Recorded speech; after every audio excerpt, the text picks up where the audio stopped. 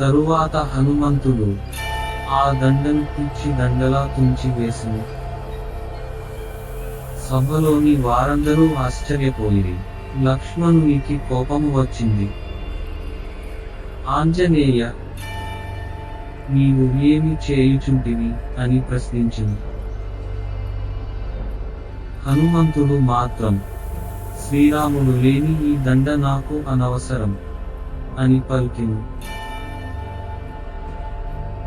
అప్పుడు లక్ష్మణుడు మరింత కోపోద్రిక్తుడై, శ్రీరాముడు నీలో ఉన్నాడా అని ప్రశ్నించెను. శ్రీరాముడు మాత్రం అంతా ప్రశాంతంగా గమనించుచుండెను. అప్పుడు హనుమంతుడు తన హృదయమును చీల్చెను. అప్పుడు హనుమంతుని హృదయం నుండి కాంతివంతంగా సీతారాములు అగుపడిరి. అందరూ ఆశ్చర్యానందాలతో పరవశించిపోయిరి. సీత లంకలో ప్రాణాలతో క్షేమంగా ఉన్నట్టు తెలిసి ఆనందించి వారు సముద్రతీరానికి వెళ్లారు. అప్పటిదాకా ఉన్న ఉత్సాహం, శతయోజనాల విస్తీర్ణం ఉన్న మహాసముద్రాన్ని చూడగానే చప్పగా చల్లారిపోయింది. ఈ కడలిని లంఘించి ఆవలి ఒడ్డుకు వెళ్లడం ఎలా అని వారు విదారంలో పడ్డారు. అంగదుడు వారితో, ఈ సముద్రాన్ని దాటగలవారు మనలో ఎవరు అని అడిగాడు. గజుడు 10 యోజనాలు, గవాక్షుడు 20, గవయుడు 30, శరభుడు 40, మాదనుడు 50, మైందుడు 60, వివిధుడు 70, సుషేనుడు 80 ఆమడలు ఎగరగలరని తేలింది. జాంబవంతుడు తాను ప్రస్తుతం వృద్ధుడిని కనుక 90 ఆమడల వరకు ఎగురగలనన్నాడు. అంగదుడు, నేను 100 యోజనాలు ఎగురగలను, కానీ తిరిగి రాగలనా అని సందేహిస్తున్నాను అన్నాడు. అప్పుడు జాంబవంతుడు, రాజా,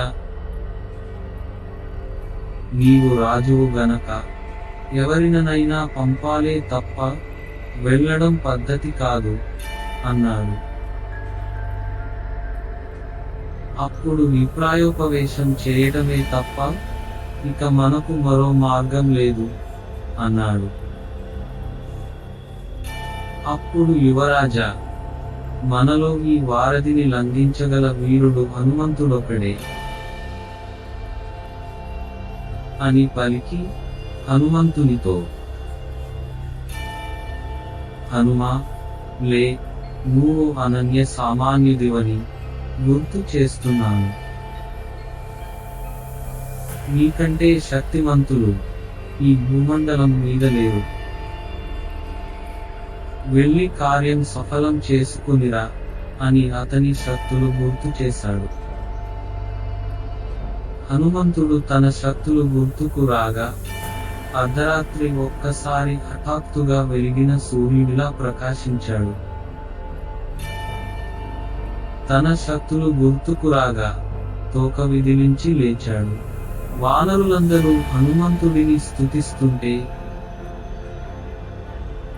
హనుమంతుడు భీకరాకారంతో మహేంద్ర పర్వతంపై కాలు మోపి ఒక్క ఎగురులో వారధి మీదుగా లంకకు దూసుకుపోయాడు.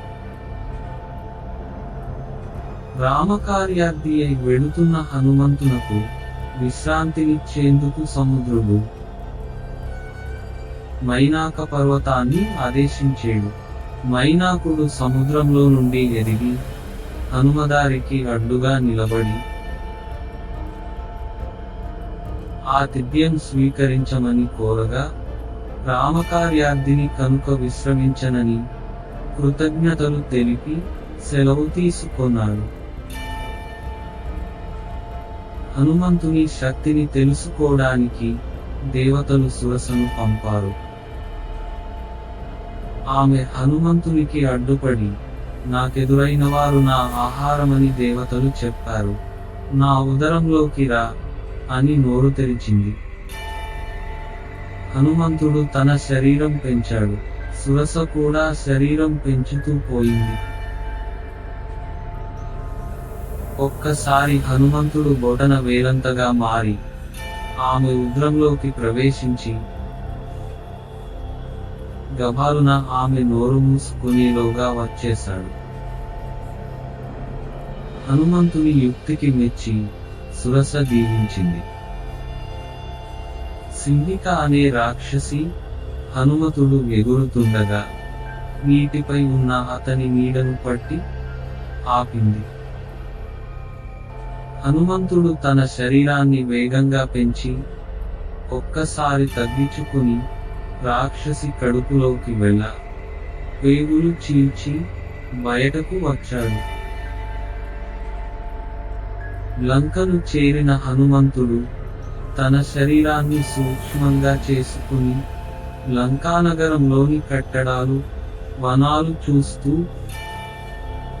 కోటలోకి ప్రవేశించబోగా లంకిని అడ్డుకుని గుండెలపై చరిచింది. హనుమంతుడు కోపంతో ఎడమ పిడికిలితో ఆమెను కొట్టాడు. ఆమె కింద పడి, మహావీర, ఒక వానరం నన్ను జయించిన రోజున లంకా వైభవం నశిస్తుందని బ్రహ్మ నాకు చెప్పాడు. దానవులకు ఆయువు మూడింది, నీవు స్వేచ్ఛగా వెళ్ళు అన్నది. లంకా వైభవాన్ని కనులారా తిలకిస్తూ ఆశ్చర్యపోతున్న హనుమంతుడు రావణ కుంభకర్ణులను, సౌందర్యవంతమైన స్త్రీలను, రాక్షసులను చూశాడు. అతనికి సీత ఎక్కడా కనపడలేదు. అర్ధరాత్రి పండువెన్నెల కురుస్తుండగా కోట బయటకు వచ్చిన హనుమంతుడికి అశోకవనంలో మహాతేజస్సుతో వెలుగుతున్న స్త్రీమూర్తి కనిపించింది. పోలికలను బట్టి ఆమె చీరను చూసి ఆమె సీతా సాధ్వి అని నిర్ధారించుకున్నాడు. రాక్షస స్త్రీల కాపలాలో ఆమె విషన్నవదనై ఉండడం చూసి విచారించాడు. ఇంతలో తెల్లవారింది. రావణుడు సీత దగ్గరకు వచ్చి రకరకాలుగా ఆమెను ఆకర్షించడానికి ప్రయత్నించాడు. ఆమె తిరస్కరించింది. అప్పుడు రావణుడు, 2 నెలల సమయంలో నీవు మనసు మార్చుకో, లేదా నిన్ను చంపి పలహారంగా వండిస్తాను అని హెచ్చరించి వెళ్ళిపోయాడు. కొంతసేపటికి అంతా సద్దుమణిగాక హనుమరామ సంకీర్తనం మొదలుపెట్టాడు. సీత లంకలో రామామతం విని ఆశ్చర్యపోయింది. హనుమంతుడు రావణుడు పంపిన వాడేమో అనుకొన్నది. హనుమంతుని రమ్మని రకరకాల ప్రశ్నలు వేసింది. హనుమంతుడు చెప్పిన జవాబులు విని తృప్తి పడ్డాక అంగుళీకాన్ని ఇస్తాడు హనుమంతుడు. తాను కామరూపిణని అనుమతిస్తే నిన్ను భుజాన మోసుకుని లంకను దాటించగలనని చెప్పి తన మహారూపాన్ని చూపిస్తాడు. సీత సంతోషించి, నాయనా, నా భర్త వచ్చి రావణుడిని సంహరించి నన్ను తీసుకువెళ్ళడం యుక్తం. ఆయన కొరకు ఎదురు చూస్తున్నాని చెప్పు అంటూ చూడమని గుర్తుగా ఇచ్చి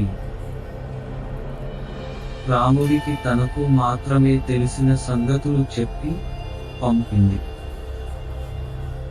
లంకాదహనం.